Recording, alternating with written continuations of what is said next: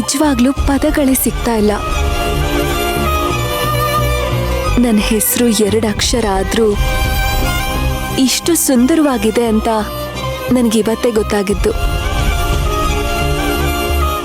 Thanks a lot madam.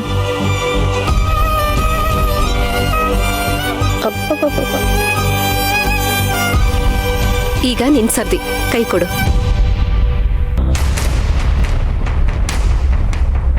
ಸೇವಂತಿ, ಈಗ ಅರ್ಜುನ್ ಹೆಸರು ಮೀರಾ ಕೈಲಿ.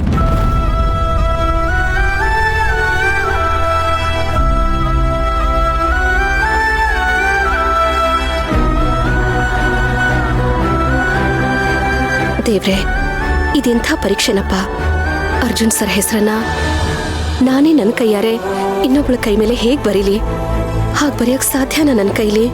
ದೇವ್ರೆ, ದಯವಿಟ್ಟು ನಾನು ಎಮೋಷನಲ್ ಆಗ್ತಿರೋ ಹಾಗೆ ನೋಡ್ಕೊಳಪ್ಪ.